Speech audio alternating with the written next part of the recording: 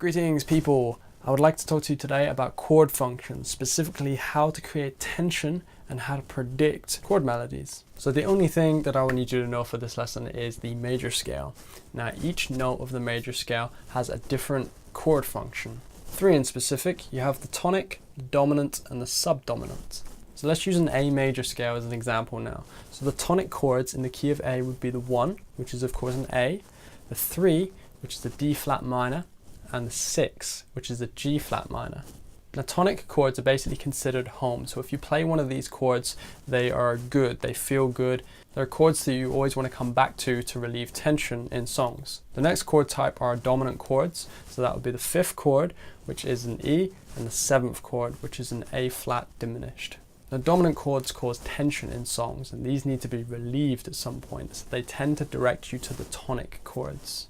The next chord type would be subdominant, and that's the 2 chord, which is a B minor, and the 4 chord, which is a D. The subdominant is kind of a mixture of the tonic chord and the dominant chord, so they have a little bit of tension, but a little bit of home as well. So generally, they're just not as tense as dominant chords. So let's make that practical now. I'm going to play around with the chords in the key of A, and I want you to listen out for the tonic chords, the dominant chords, and the subdominant chords to try and figure out which chord I'm going to do next. Am I going to relieve the tension or am I going to increase the tension? So I'm going to start off with all the tonic chords now.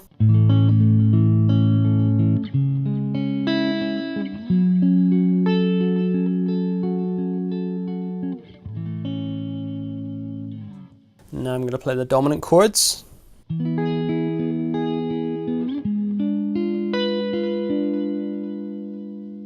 Now if I leave that there, you're kind of waiting for the tonic chord to come back. So if I play that tonic chord after that,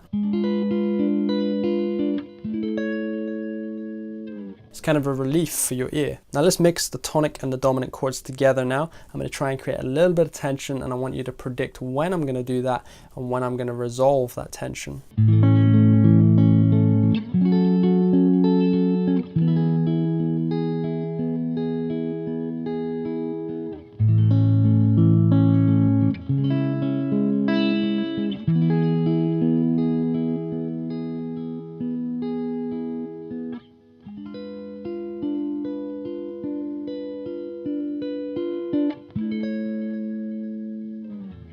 So hopefully you notice when I hit the 5th chord, your ear wanted me to hit a tonic chord next. But towards the end, I did another dominant chord, which kept you in suspense, probably threw you off guard a little bit, but then I relieved it to the A, and it was more of a relief than if I went to the A sooner. Now I'm going to do a tonic chord and then a subdominant chord, and then I'm going to do a tonic and then a dominant chord. And I want you to listen out for the tension that these chords deliver, and you should be able to notice that the dominant chord is more tense than the subdominant.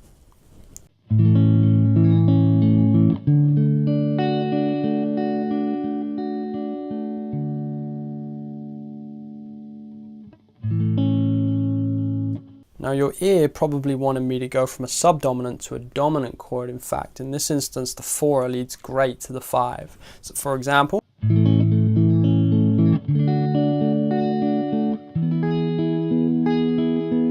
now you're really dying for a relief.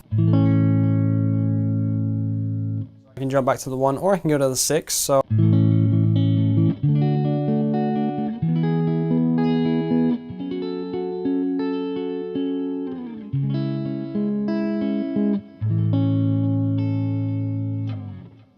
hopefully that gives you an idea about chord functions and how to create tension in songs, how to relieve tension, and how to predict chord progressions. If you have any questions, drop them in the comments below.